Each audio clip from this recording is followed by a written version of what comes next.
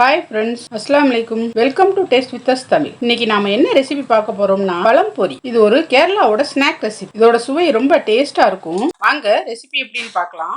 நிறைய பேர் வீடியோ பார்க்குறீங்க, ஆனால் சப்ஸ்கிரைப் பண்ண மறந்துடுறீங்க ஃப்ரெண்ட்ஸ். நீங்கள் சப்ஸ்கிரைப் பண்ணீங்கன்னா எங்களுக்கு ரொம்ப ஹெல்ப்ஃபுல்லாக இருக்கும். மறக்காமல் சப்ஸ்கிரைப் பண்ணிக்கோங்க.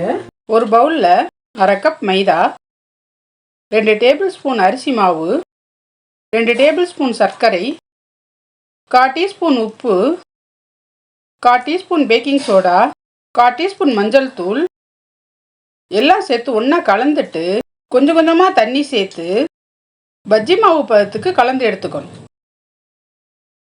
பெரிய நேந்திரம் பழத்தை நீல வாக்கில் வெட்டி எடுத்துக்கணும். பழம் ரொம்ப பெருசாக இருந்ததுனால நான் பாதியாக வெட்டி எடுத்திருக்கேன். ஒரு கடாயில எண்ணெய் சேர்த்து எண்ணெய் சூடானதும் வெட்டி வச்ச நேந்திரம் பழத்தை மாவுல டிப் பண்ணி ஒன்னொன்னா சூடான எண்ணெயில சேர்த்துக்கணும்.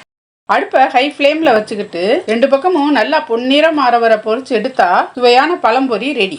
இந்த ரெசிபியை கண்டிப்பா ட்ரை பண்ணி பாருங்க. இந்த வீடியோ பிடிச்சிருந்தா லைக் பண்ணுங்க, ஷேர் பண்ணுங்க, கமெண்ட் பண்ணுங்க. டேஸ்ட் வித் அஸ் தமிழை சப்ஸ்கிரைப் பண்ணிக்கோங்க. தேங்க்யூ.